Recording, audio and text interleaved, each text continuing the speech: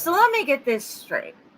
You danced with a girl all night at a ball that the whole kingdom was invited to, and neither you nor anyone else there, including your palace guards, got so much as a name, where she was from, or what she does. You also, though it wasn't a masked ball, and you spent the entire evening just with her, cannot provide any description of her outside of her clothing. The only thing you have to go by is that when she ran away from you, she was in so much of a hurry that she lost one of her shoes, a shoe made of glass, and you didn't bother to get a list of who remained after she left to eliminate anyone in the kingdom. Is this correct? Detective Hans stared up from his notes at the prince. Yeah, I think that about covers it. But she's the one. I really need to find her. She was perfect. I must marry her, Prince Charming insisted. You must marry someone that you know nothing about other than her fashion sense. Hans wiped his hand over his face. You do realize there are probably hundreds of girls who will be able to fit themselves into this shoe. So your idea of going door to door simply won't work unless you're willing to settle for the first girl who can wear it, right? I think my granny might be a good fit.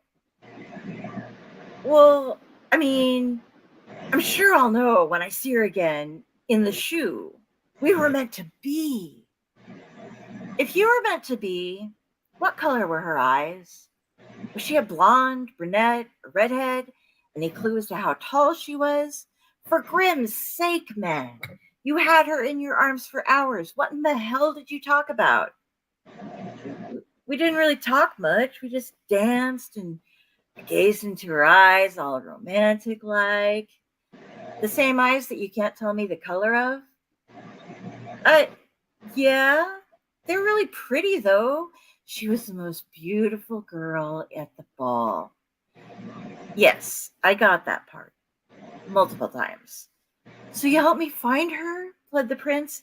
Mum's in a bit of a tizzy that I lost her before I got her name. I'm getting lectured on my manners, and she's making me retake all of my etiquette lessons from when I was growing up again. Can't you just throw another ball and see if she shows up? Should be rather easy. There can't be too many girls showing up with one glass shoe after all. Then again, perhaps there was a reason why she was running away to begin with.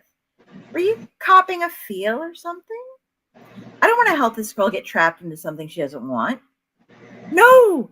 I mean, my hand may have slipped once or twice, but I was never really good at the fancier dances. I was just keeping my balance. Another waltz was about to start, and she looked up the clock and said, "Oh dear, look at the time. I really must be leaving." And then she just took off running into the night.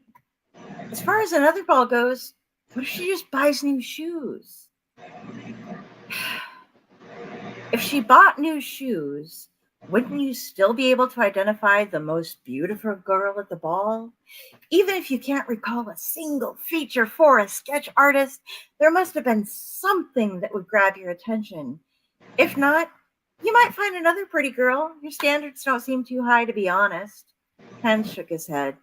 Royalty. You didn't get paid enough for this. Well, I suppose Mom does love throwing a ball. I'm sure she'll show up. After all, she would get to spend the entire night with me again, and then her life as well. I can't imagine her not coming to a second one. Prince Charming slowly nodded to himself. Yes, I believe this is an excellent idea.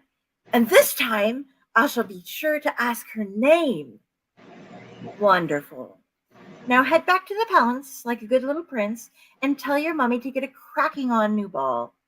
I've got a couple of missing children to find, and frankly, they're more important than your love life. Hans shoved the prince out the door and opened the file on his desk about the children who had gone missing in the dark wood, a young brother and sister. He suspected foul play, but it was difficult to provide in these cases. He thought about sending the woodcutter, a vigilante in the area, a tip about them. He'd done a great job in the Red Riding Hood case. Hans pulled out a parchment and began penning a missive to him immediately.